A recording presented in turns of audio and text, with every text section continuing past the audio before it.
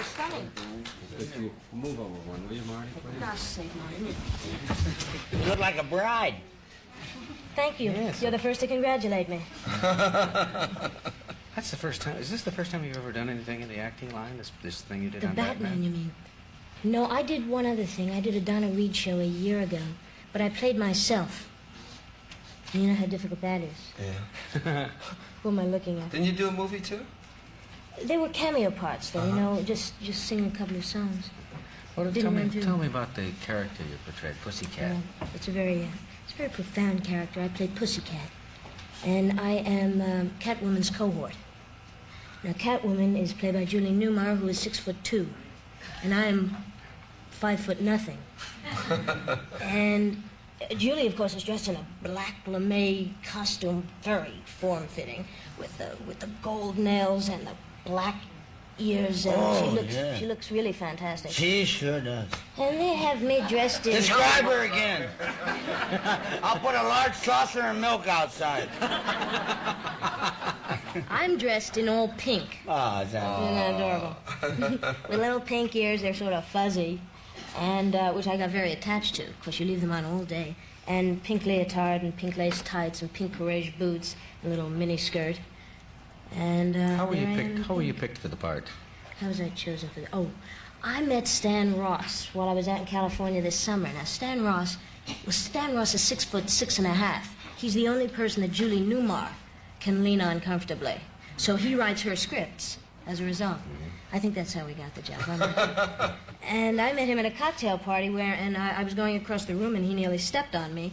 And he said, wow, you'd be a great assistant for Julie. And he laughed and he thought this was very funny, but he kept it in mind and he wrote a script and thought it would be good for me, playing with Julie. And it turned out I couldn't go to California at the time and do it.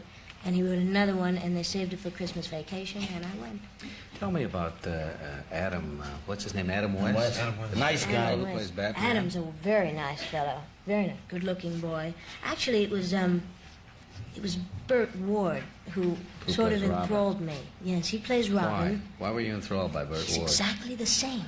Off camera and Holy whoppers! Holy Toledo! You mean he talks that way off camera? Honest to goodness, we're rehearsing, and one of the lights falls behind us, and all of a sudden he turns and says, "Holy gravy! What was that?"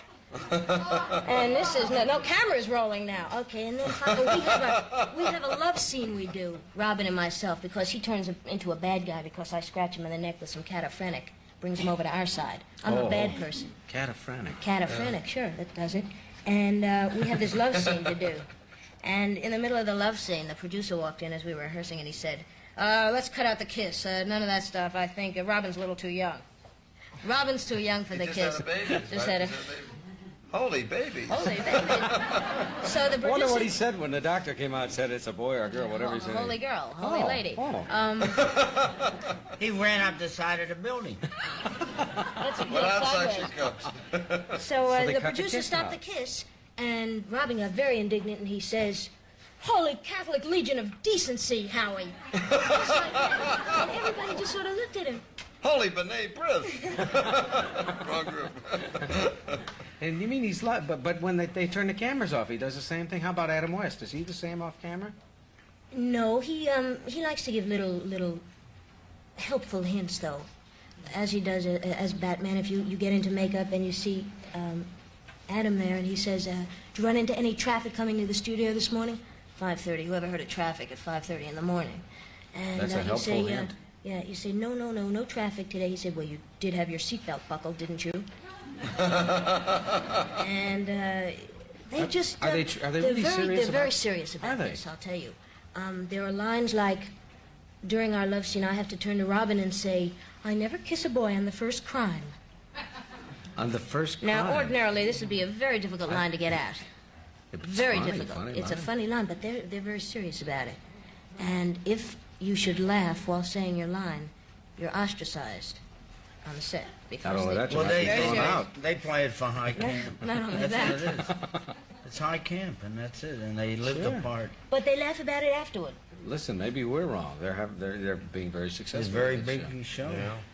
Speaking of successes, you had so many big, successful records, Lesley, and that was kind of a departure for you. Those are like grown-up songs. Grown-up, big people songs, I call them. Since her love scene, she's changed. Well, of course. I have a love scene with Robin, and it's... Oh, here is Lesley Gore with one of her new records. Holy new release. Holy new release. Lesley Gore. Lesley Gore.